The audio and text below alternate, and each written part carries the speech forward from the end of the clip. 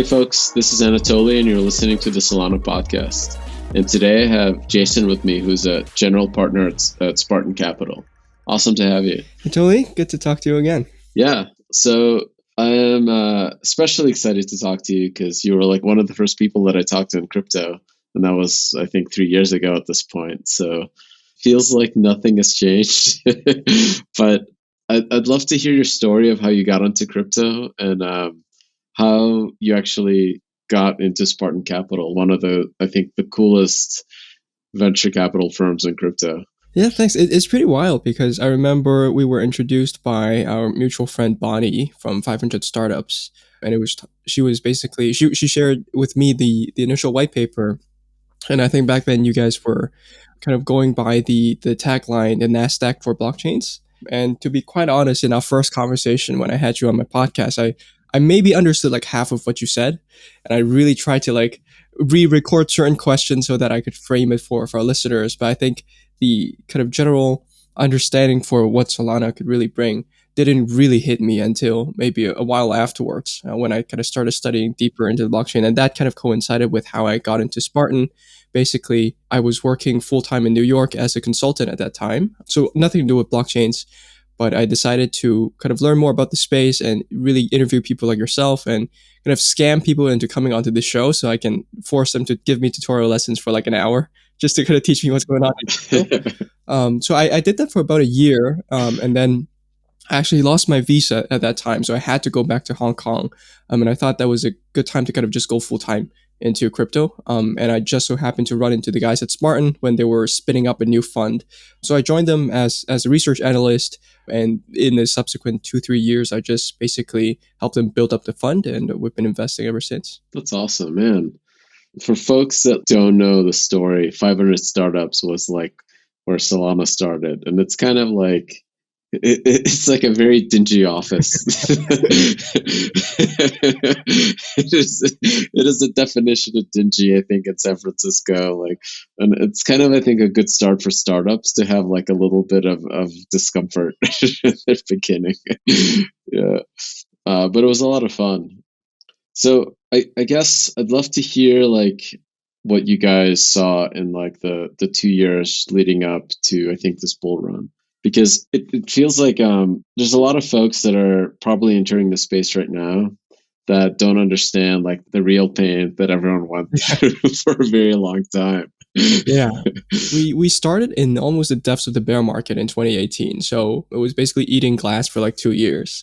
And at that time, there was a real concern that crypto might not be around because we saw the excesses of 2017 and not a lot of things from 2017 actually remained. So when I first got into crypto, as people remember, there were a lot of ICOs, a lot of random ideas. DeFi really wasn't a thing. I think there were a lot of promising layer ones, but then nothing was really happening on them. But fast forward to kind of this cycle, we see, almost $100 billion if you include all the chains in terms of collateral locked in DeFi, where you see actual activity happening not just on Ethereum, but on other chains. So there's something that's very palpably different about this cycle. But in terms of kind of, how we got to this bull run, I think it's just a lot of founders that are building throughout the bear market, right? So even on Ethereum, where we started deploying into DeFi, projects like Synthetics and ETHLend, which now goes by Aave, the founders basically just didn't care that it was a bear market and just kept building. And a lot of them started off as completely different projects, right? So Synthetic started off as a stablecoin project called Haven, and they pivoted into this derivatives kind of synthetic trading exchange. So I think there are a lot of stories where, as the excesses of 2017 kind of subsided, it left behind a lot of remnants that were then picked up and reassembled into things that actually had users and actually had potential for this cycle. So I think that's kind of how it started. How did you guys separate the BS from like the Canes and Stanis of the world? Like, because I remember that time and it was really hard to distinguish even for like founders, like what was like a legitimate team and who wasn't. Yeah, I think that's where we have the benefit of starting as a fundamentals fund first. So we actually have two funds. So the first fund was a fundamentals hedge fund. So what that means is we look into what the traditional finance folks would call fundamentals. So things like revenue, users, usage numbers or KPIs like that. Whereas for traditional venture firms, they would probably go even earlier in the life cycle and really just invest in an idea and a founder. So when we started, we had the benefit of kind of looking at data. So when we kind of surveyed the space, we realized that the only meaningful revenue that was being generated at that time was in DeFi. So people were actually going out of their way to pay like ridiculous gas to use horrible applications like with horrible UX. So that usually to us is a sign that okay, people care enough about these applications to like tolerate the horrible experience and pay these fees to actually use them. So there's something there. So that's kind of how we decided, okay, DeFi is quite interesting. And it started with Maker, which had by far the most usage at that time. And then we kind of started branching out from there. And then this year, we started a venture fund. So I think that really builds on the experience that we had from the hedge fund, which allows us to kind of go earlier in the life cycle to not really require that much data and really kind of build on that intuition about what founders we want to be working with, what ideas we want to be investing in. But I got to admit, I think that the latter is actually a little bit harder because you need a lot more conviction about where you think the space is going, and you definitely need a much deeper understanding of the space. So I think that the general impression that people have for VCs that, oh, it's just kind of allocating capital, throwing money around and seeing what sticks, that turns out to be very wrong. I think it's actually a bit more challenging than the hedge fund side. Honestly, I think people quite underestimate how hard it is to give somebody else money on like a handshake, basically, like on the other side of the world. Yeah. Right. Like it's a very hard proposition, and you have to really believe in the team or the person first and most of all. When you guys were looking at DeFi, this was really, I think it was pre-Maker, right? Like what was the intuition around Maker that you thought that might be a real thing? Or like what was the data that you guys actually saw? Because I think like Ethereum daily active user numbers are still, even today, like quite low compared to like a Silicon Valley fintech or social network. Yeah. So I think there were a few things. Number one was kind of just the most naive one, which is kind of TVL, right? So total value locked in the system was growing.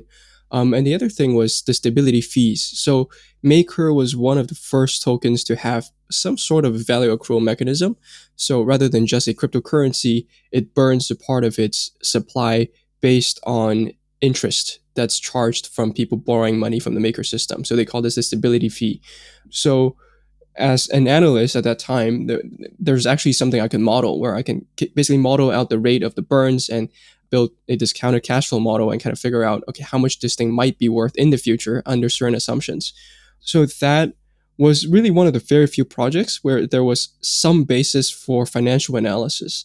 And then over time, we started speaking to the team and we realized that there are some interesting tidbits of data as well. Like I think 50% of the users were using the Chinese language, the GUI, for Maker. So that signaled to us that, okay, maybe half the users are from China. So there's a pretty global user base. And also the use case around Maker, I think initially they really wanted to bring their stablecoin to kind of emerging markets to kind of bank the unbanked. But as with most things in crypto, the initial batch of users are speculators.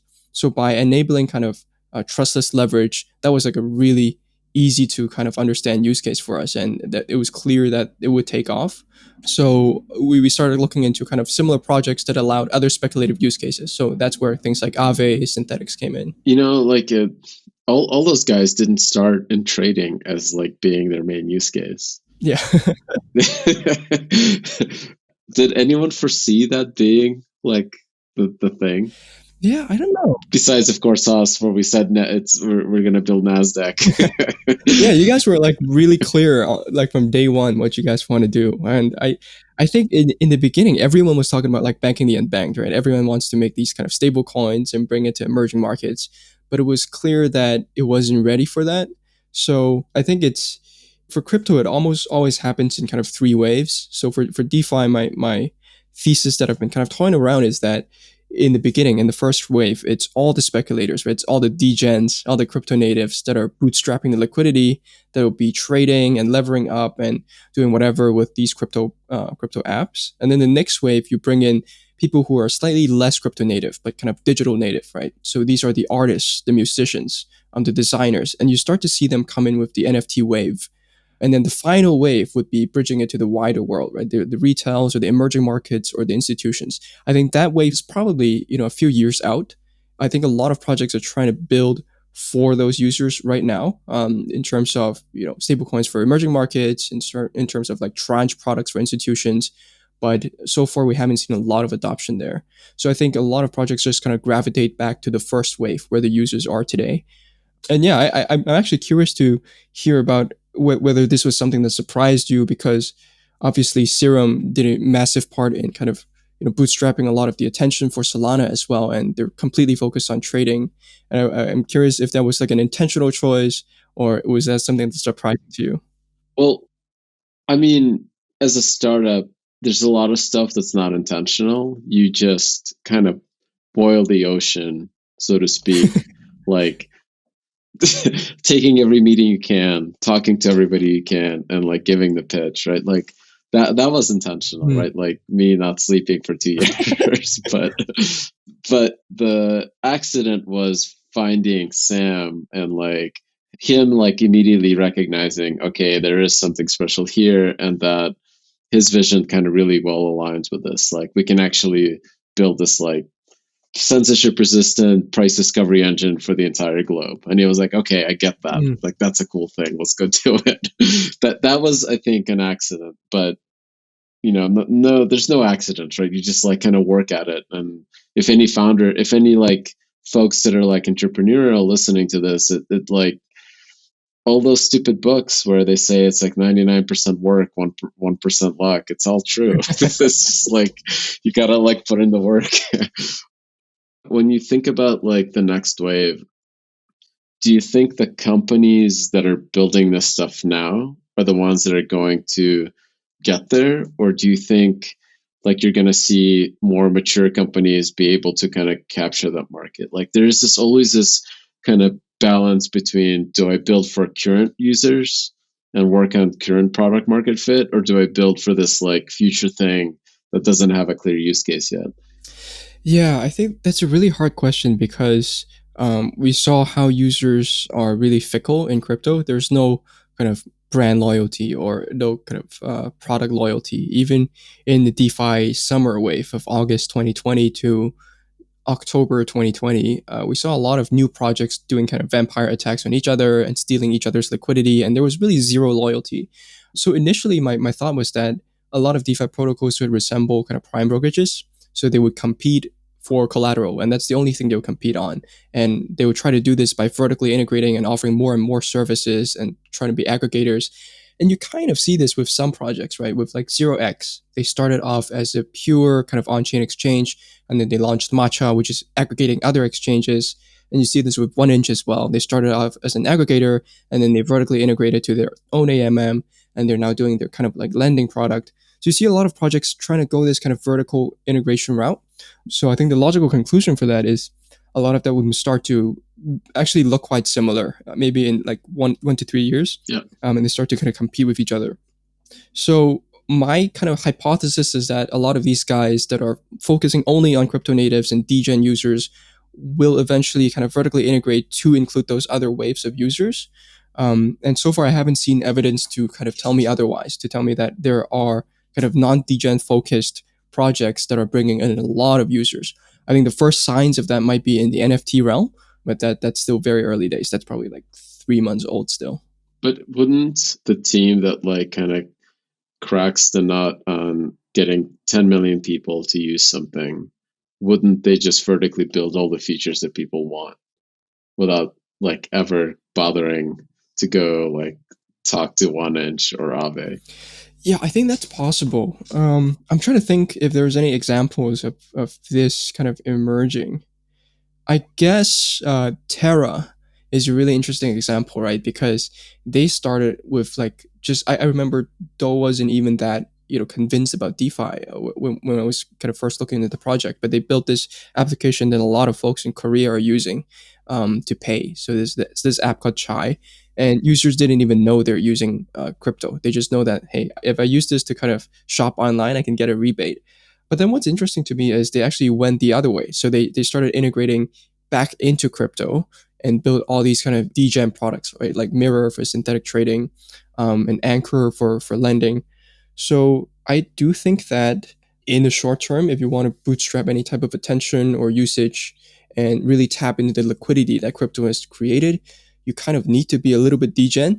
But in terms of the big opportunity, I think it's definitely outside of crypto. Yeah, and to me, like I think a lot of the founders, like Andre Stani, they realize that there's almost no moats, or like the moats are really like they're really hard to keep, and I don't know what it is that keeps them.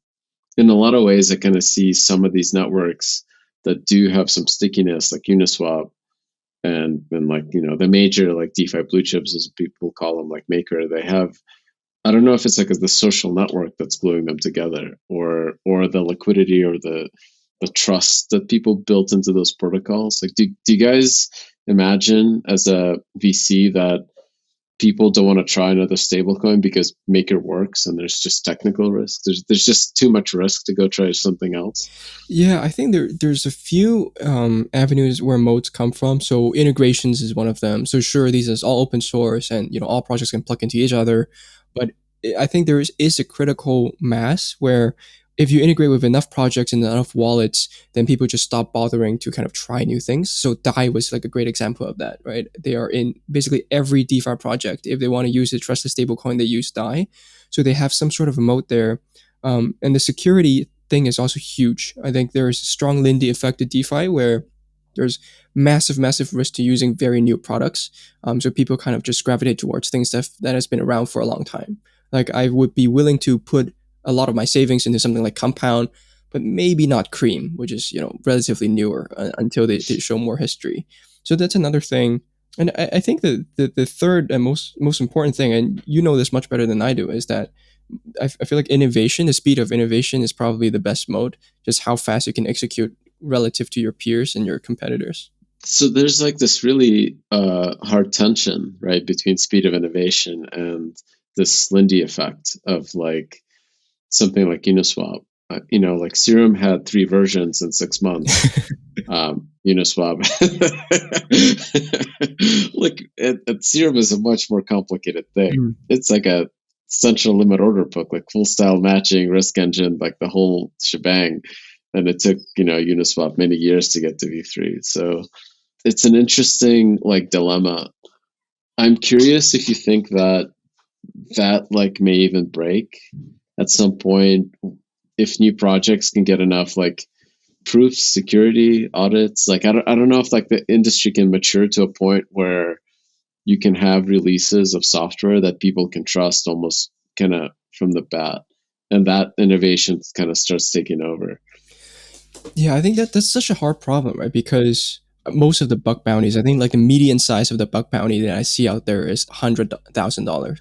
Hackers basically can make hundreds of millions of dollars by exploiting these protocols. So why would they bother to go with these bug bounties?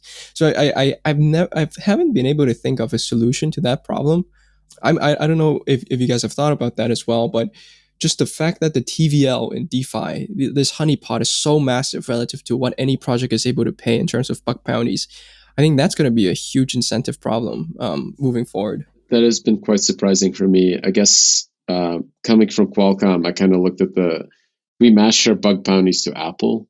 So I think it might be like 500,000 to the largest one, like a proof of theft of funds or something like that, which to me is actually like seems kind of low because the risks are so high, right? Like Apple, it's similar, right? Like $1 trillion company that had like a break into their trust zone that totally rooted every device in the world.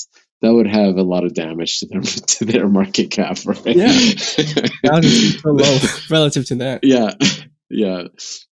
We live in a world where most of the folks with the skill level to pull that off would actually rather take the bug bounty than like live with this kind of like black mark for the rest of their life. Because all those people are like educated, they have careers, right? They have there's like other things for them to do. Yeah, I think crypto in a lot of ways is pretty blessed in terms of like the folks that are in the space. What did you guys think of Faye? Yeah, Faye is a really interesting one. I don't think a lot of people read the docs before they quote unquote aped into it. They don't realize that there might be a penalty to withdraw your funds if the stablecoin is under peg. They don't realize that your capital might be locked up. So I think it speaks more to the stage of the market we're in than the Faye project itself. That people are just aping into random projects. Well, not random projects, but like any project without reading without fully understanding the risks. Was there an expectation of them to get that much TVL that quickly? I don't think they. I would be surprised if they were not surprised by how fast it grew. Okay. But then there's also precedent, right? If you look at things like Ampleforth, empty set dollars, these things are designed to basically be a proxy for human reflexivity, right? It's basically people love trading these algo coins for some reason. So they're known to attract huge amounts of capital in a short period of time. But in terms of how much it actually attracted, I think that they're surprised because I think if you consider it a fundraise, it's probably the largest fundraise of this cycle. It's like $1 billion or something. Yeah, that's pretty insane. I mean, the TVLs don't necessarily. It's not like the capital can be used to go build Faye, right? Like, so it's a little different. Yeah. But it is an absurd amount of funds moving into a protocol. Is this yield farming mechanic? I mean, like 3 months ago, literally, Sam and I were like at a clubhouse talking about how this yield farming is not sustainable, and yet here we are. Like, yeah, I don't think there's I mean, yield farming itself is an idea. I think it's a great idea because it's basically just a method of distribution that's a little bit more active than your vanilla airdrop, right? But I think what's not sustainable is the kind of 10,000% APYs that you see on some of these projects, which just come from people bidding the governance tokens. And there are a lot of like tricky things that projects can do to jack up the APYs. So I agree. I don't think the so-called interest is here to stay. And it's always misleading when they present these numbers as annualized numbers and they show you like you can get 500,000% returns by staking this coin. So that's definitely not sustainable. But I do think that again, I think it's a function of the market. In a bull market, these yields will be there, but in a bear market, as the price for the coins in which the yields are denominated and come down, the yields will also start crashing. And we kind of had a little taste of that back in September, October, when the DeFi summer ended pretty brutally for a lot of people, when the curve prices started coming down. So I think a lot of people have short memories and they kind of forgot about that, and now they're back in full force again. All right. So, are you DJ Spartan? It might be. Yeah, I got a lot of messages about that throughout the years. So it's funny because I think people didn't realize that the Spartan and DJ Spartan refers to the synthetics community, which calls themselves Spartans. So some of my friends thought, okay, it might refer to like Spartan Capital. And we kind of post about the same projects in the same time zone. So people started kind of putting one and one together. But no, I'm not DJ Spartan. I don't know if I'm flattered that people think I am. he seems like a fun guy. Like I speak to him sometimes on Twitter. I don't know who he is though. Yeah. I guess what is behind the name Spartan for Spartan Capital? Why is that name important? Yeah, so actually, I didn't come up with that name. The founders of Spartan did. I think back in maybe like 2018-ish, early 2018-ish. I think they just kind of like the culture that they stand for. They're probably big fans of the movie 300, and they like the warrior culture. And I think we used to have this page on our website about the Spartan principles, which we took down, I think, because we thought it might seem a little bit extreme. But basically, it's like, Spartans, embrace challenge. They push their minds and bodies to the limit. I thought it's a little on the nose, but it kind of embodies kind of what we like to bring to the table when we work with founders, which is kind of we try to go to war for our founders. So I think that's really where the name comes from. But yeah, it's nothing to do with synthetics or Degen Spartan. I love like the two things you mentioned, eating glass and going to war for a founder. Those are very much close to home to us. We had like, I always talk about like that it's like the early adopters, like the devs especially, if they have vision, they're kind of willing to eat glass to get there. Like it doesn't matter, and like the early builders in Ethereum, I think, ate a lot of glass to build these products. Like I think there was a lot of blood, sweat, and tears that went into building Aave, into synthetics, and like pivoting like is hard, right? Like experimenting on a new platform is really hard. Those folks, I think, are kind of cornerstone to what is really remarkable about like the Ethereum community. Do you guys see that like emerging anywhere else? Emerging anywhere else? In terms of kind of projects becoming cornerstone? Like the kind of founders that go like build these things. Do you see more Spartans outside of Ethereum? Yeah. So I guess they kind of outside of Ethereum, but this project that we found in Thailand called Alpha Finance Lab, they're building on both the Binance chain and Ethereum, and I think they're keen to kind of explore Solana as well. So I can actually introduce you guys after this, but they're an incredibly relentless team. So we found them, and I think they kind of struggled to raise at that time because they were proposing this idea about kind of levered yield farming. So it's kind of yield farming on steroids, but that was really only part of the vision. They really want to kind of going back to this idea about vertical integration. They want to build this whole suite of products across multiple chains for people to manage all their DeFi needs. So I think that vision wasn't really resonant with a lot of the early folks that they talked to in terms of investors. But right now, obviously, they're actually one of the larger projects in DeFi in terms of TVL and usage. And they're working with kind of Delphi to design a new token model. And those guys are incredibly relentless. And I think my favorite story is when there was an inter-protocol exploit. So they designed this thing where they can lend capital to an uncollateralized basis or under-collateralized basis to Cream. So it's like an inter-protocol loan. And then that mechanism was exploited, and there was a $30 million hole. So no user funds were lost, but basically the protocols were owing each other kind of $30 million. So that was obviously a huge kind of setback for any founders. And, for investors, it's not a fun day as well. Prices are tanking. People are asking, why did you kind of introduce me to this project? So there's a lot of animosity those first few days, and there's a lot of accusations going around. Okay, who might be behind this hack? But the way the team handled it, it was incredibly professional, very kind of collected. It's almost like they've done this before. And the fact that they kind of came back from that and still kept on building new products, I think is incredibly inspiring because, we've seen so many projects that got hacked one time and then they basically just kind of gave up and fizzled out. So that to me is actually a kind of confidence inspiring sign. If the team can recover from something that should have killed them, that's usually a sign that I should be paying attention. Yeah, that is a really good point. To me, like one of those moments was like the double black swan, like last year. And you saw this massive crash and Maker almost kind of going down. But the fact that they didn't, to me, was kind of, I think, missed on a lot of people, because I immediately thought, oh wow, this whole thing actually survived. This is like DeFi actually has legs.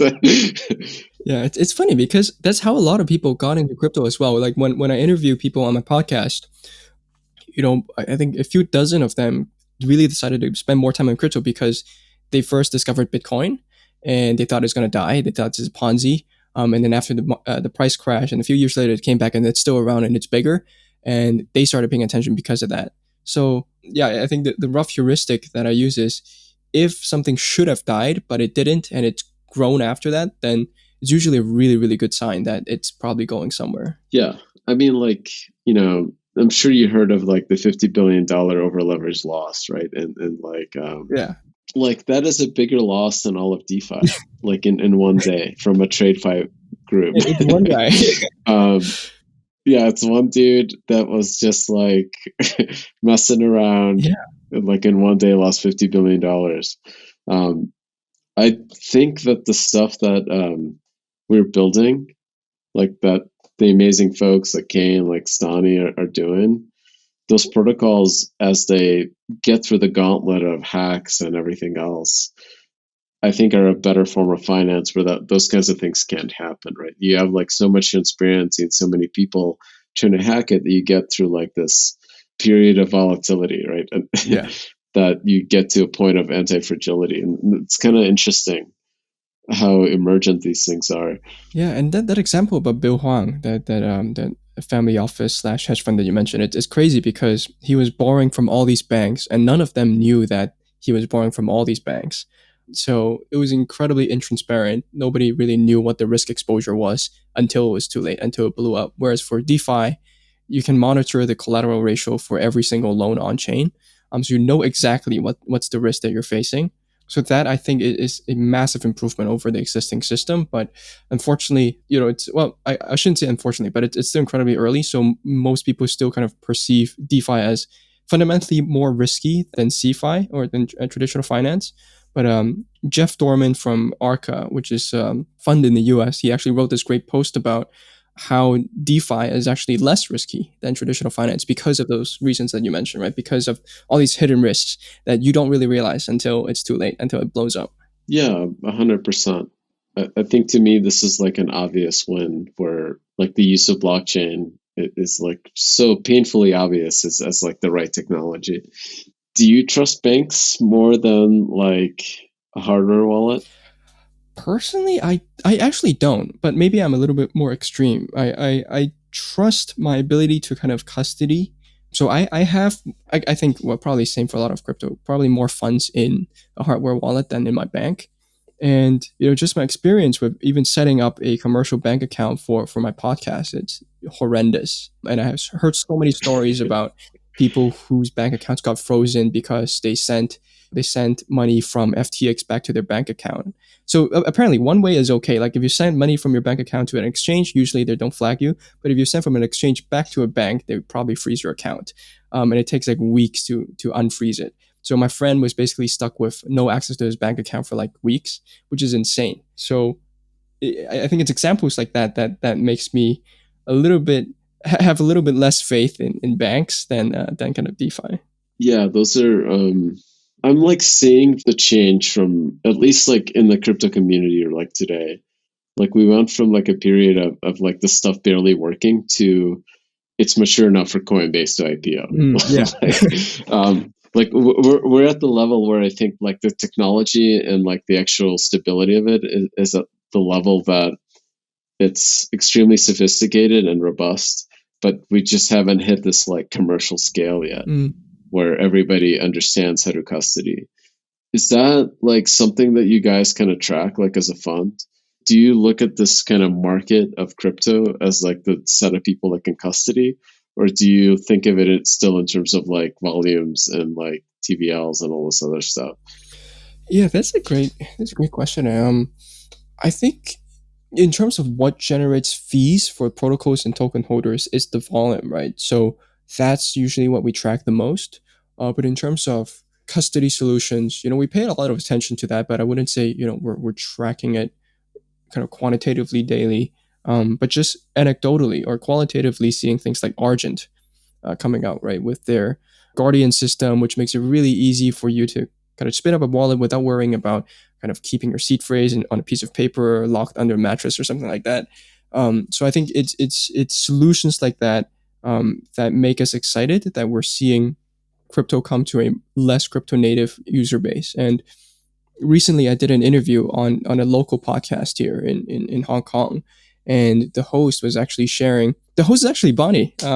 So she's hosting a Cantonese podcast here, and she was sharing with her users about crypto, and I think she actually brought a lot of people into crypto through Argent because it's so easy to use relative to a ledger.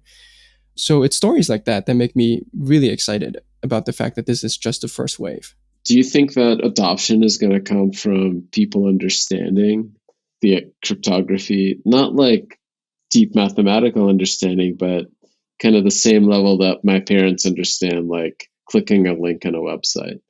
Like, do we need to get to that level of like adoption where like my parents understand a public key at that depth? Mm. They're like, oh, there's a secret and I gotta hide it. Yeah. Right? Like they can get that. Like, do we need that level of adoption like worldwide? I think we probably need some behavioral change. Just looking at the Web 2 cycle, right? Back in the 90s, ideas like logins or like passwords weren't really a thing. But I think that was probably a little bit easier to understand than most of what's happening in crypto. But even on the fund side, I think in the very beginning, in like 2017 or 2016, a lot of the funds investing in crypto are kind of very cryptography heavy, right? So these are all computer scientists or engineers. And then this cycle around, you see a lot of more product folks who might not know how to code or might not understand deep level cryptography, but they have incredible product sense. They know how to kind of almost predict what products would take off. So I kind of map that evolution of your typical fund analyst to your typical crypto user, where in the beginning you have these hardcore people who don't even use the interface for these exchanges. They kind of just interact directly with the contracts. Then now you have folks who might not know how to, might not have read the white paper for Bitcoin, but they know how to use Uniswap. So I do think there's a lot of abstraction that's happening and it will continue to happen. And specifically, do I think the average user will understand kind of public-private keys in the future? I don't think so. I think you start to see, again, going back to the example of Origin, it kind of abstracts away all of that for you. So there's elements of that way when you kind of spin up your wallet, you do have to kind of think about that. But then I think it's easy to see how this will all be abstracted for users in the future. So I feel like there's like a clear distinction between users having this high level understanding of crypto versus a deep one. And like I almost see like AOL keywords. I don't know if you remember the 90s. AOL had these like, instead of URLs and all this complicated link stuff, you just type in a keyword and you go to go to the thing. And that like failed miserably because I think people lost the actual like core cool part of the web, right? Like that you can build this like intricate set of like documentation links and kind of go down the rabbit hole. There was this brief moment of time where this magical rabbit hole like could take you anywhere, right? Was that like I feel like folks that try to abstract things too much in crypto like almost end up in that like AOL keyboard place. As in kind of they take away too much of what's kind of meaningful in crypto. Exactly. Like I think the cool thing about it is that with a bit of cryptography, I can go get yields on my dollars an Aave that are 1,000 times bigger than the bank, right? Like, yeah, I think so. I mean, I guess abstraction is a very broad term, so it kind of depends on what you're abstracting away. So for things like Coinbase, you're abstracting away all the key management and custody, and obviously you give up the kind of self custody and trustlessness aspect of it. But you could still access things like Aave technically through a centralized exchange, right? They could still take your assets and deposit. So I think you might give up some kind of aspects of trustlessness, but the composability part should still be available to kind of more abstracted applications, right? Yeah, it's a difficult question, right? Like I think we've seen a ton of users go to Coinbase and Binance, and FTX and all the other centralized exchanges for like the trading, the speculative side of it. But Binance Smart Chain, do you think that is like a mix of that kind of in between world? Like you still have to use MetaMask, right? And you're trading on Uniswap or you're depositing like tokens into like the Binance Smart Chain farming products. Is that crypto? Is that like close enough? Yeah, that's a really hard question because obviously Binance gives up a lot of the I think the security or the trustlessness aspect of something like Ethereum. But is that crypto? I think the best way to think about it is probably like a spectrum. There's like degrees of decentralization and trustlessness. So I definitely would not put kind of smart chain, anywhere close to Ethereum, but there might be a market for that, right? I think it's clear that these degens, they don't really think about what's trustless. They don't actually care too much. If they can earn a yield, if there's products they can use, if they can trade with no fees, then they will go there. So I think that goes back to the point about customer loyalty. I think the metrics by which loyalty is determined is very different for the early users of crypto. So the Ethereum maximalists who really care about the tenets of Ethereum versus the users today, where you have the degens who really don't give a shit at all. They kind of just go to whatever chains give them the lowest fees and highest yields. So yeah, I don't know if that it is crypto, but there is a market for it. Yeah, these are hard questions. Like, how much of the stuff is important versus, like, at some level, I kind of believe that the self-custody piece is more important than anything else. Because I think like if you actually have my parents understanding self-custody, then they can move to any network, right? They can hop from Binance Smart Chain to Ethereum to Solana to whatever, right? That like I think like that initial onboarding is almost 99% of the work. How do you think we can kind of get to the point where you're I guess like even my parents would understand kind of key management? Is do you think we still have a huge leap before we can get there, or are we kind of almost there already? I I think it's interesting that the speculative use case forces people to understand it because of the risks they're taking. Mm. Like if I'm taking like if I'm putting some skin in the game in this stablecoin field farming scheme that right I'm there's something actually there that's forcing me to understand what I'm doing and the risk I'm taking and how that's tied to those 12 keywords. Mm. That connection, I think, is really quickly established when the amount of value I put into that goes to 0 or like 10x. Yeah. It's just like I think immediately it sinks in. But I don't know if that is scalable to a population Mm. that's much bigger than what we currently already onboarded in crypto. I don't know if we've like captured all the degens in the world already. We might have. Yeah. Yeah, well, the DGen market is massive, right? I think, especially in places where gambling is outlawed, right? China has huge market for DGens. But I think, yeah, I think that's a great point. Speculation kind of forces people to understand, but then you also see. I'm actually curious what you're seeing from projects like Audius building on Solana because they're not as speculative use cases, but they also have a lot of kind of crypto native aspects. Do you see kind of users being forced to understand crypto through Audius, or have they abstracted so much of it away that people don't even know it's crypto? I think people are excited that there's an Audius token and that it's decentralized music because there's always like there's a different censorship resistant element there, which I think is really interesting and like almost goes back to the days before crypto where like sharing of music became like such a hot button thing that like Google ended up on the right side of the history and like Napster was on the wrong side of Mm. history, even though all of them were were like serving the same music. Yeah.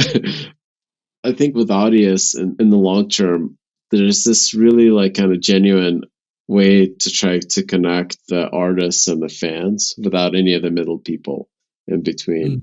Mm. And that's almost like the social networking part of like, the veggie tokens, the stable coins, like building the community side of it. Like if you remove the speculative use case, you have this community of people that kind of came together around a meme or an idea or fandom or whatever, right? Like that part I think is really, really cool. And I think crypto enhances it because it's got, like crypto has this property that no other social networking has, where I have to actually spend my dollars to be part of it. I have to go buy the audio token, right? I have to go buy the yams, right? Like I can't like be part of every network. There's Sybil resistance is baked into it. So that skin in the game actually creates, I think, stronger communities. It's much more interesting than I think building a social network at the same size. Mm. Yeah, that also reminds me of a point that I wanted to make earlier, which is that speculation, as you mentioned, kind of forces a lot of people to learn crypto, but then there are also other avenues that forces other demographics to learn crypto. So music is probably one of them, and then the other huge one was NFTs, right? All these digital artists that didn't really give a shit about Bitcoin or Ethereum before, like folks like Beeple, they're forced to learn what an NFT is. They're forced to kind of mint their own NFTs because of the opportunity there. So I guess they're kind of a subset of speculators. But if you look at the general profile of people being pulled into crypto through NFTs and people who are pulled into crypto through Uniswap shitcoins, it's very, very different profiles. So I'm really excited to see different avenues pulling kind of different personalities into the space. And I can't figure out kind of what's going to be next after NFTs, but I'm sure there's something outside of just pure speculation. Do you think that the NFT market is kind of resembles the high art market where you have like collectors or like it? like the whole thing around Beeple, right? It really seems like the Basquiat movie. Like it's like this guy that's like awesome at digital art, was just got like promoted into this like thing. I don't know. Maybe that's not what happened, but like it seems very much like high art, like the story of like like the kind of art that like hits those same numbers at a Christie's auction. Yeah, I mean, it's. I wouldn't pretend to say that. Well, first of all, I think NFTs as an idea, as an identity layer for basically anything, not just art, is really powerful. But I do think the NFT art specific movement is basically just digitized high art, right? There's nothing that besides the ownership aspect of it and the digitized aspect of it, the underlying art is still the same. The market is still the same. The auction's still held by the auctioneers. So I personally, I'm not putting money into crypto art just because I don't understand where the value is coming from. I'm not as excited about the opportunity for the specific pieces of art. I'm excited for the opportunity that seems to be giving to artists. But yeah, I think there's a lot of same concerns that people bring up for NFT art and high art, right? Like people are concerned that these things will be used for money laundering. People are concerned that most of the participants are just whales who have $60 million to throw around for a piece of art, and it's not really that kind of broad base of a user base. So I think those are valid concerns that are shared by both. Yeah, I've never been a part of like large scale art, like, but I've bought like art, but usually it's like $500 would be the most that I'd spend on something. Mm. And there's a lot of artists just make money off that. Like I'm trying to like imagine when would I be in a position to like spend a couple $100 on an NFT. Like do you like, do you see yourself getting there like at some point? Yeah, I think that's why. So I did this two-part podcast episode with the guys from One Confirmation. They're huge NFT fans, and they're really really insightful and forward thinking, and they actually helped me see the light on a lot of DeFi stuff. But we disagree on a lot of NFT stuff because I think their view is that NFT is more populist than DeFi, right? DeFi is very elitist. It's all these complex instruments, but then NFT is about art and community and all these things. But I actually disagree with that because, as you mentioned, I think a lot of the largest sales or the highest volume of transactions is generated by the whales, right? Who can afford to pay $5,000 for a duck, and they'll be like, I'm okay with that. So I don't think most people will get there. I still think that this resembles high art. So personally, I'm not as involved in buying NFT art. Maybe one day I'll get there, but for now, it's not something that I'm very terribly excited by. Yeah, I would love for the world to get there because I think having this like channel for artists, right? Like to get connected to their fans and to get effectively like, fund it, right? Like to actually go continue like doing art full time would be awesome. But I'm not sure, I haven't like quite nailed it yet. Like I used to play, like Ultima Online, EverQuest, and in those games I noticed that as soon as you had enough people playing it, they kind of self-created economies. People would start selling just the gold was kind of the basic thing. Mm. Like whatever like the gold was in the game, people would get too much of it and sell it to people that didn't have enough of it. And that was just obvious, right? Like that just happened naturally.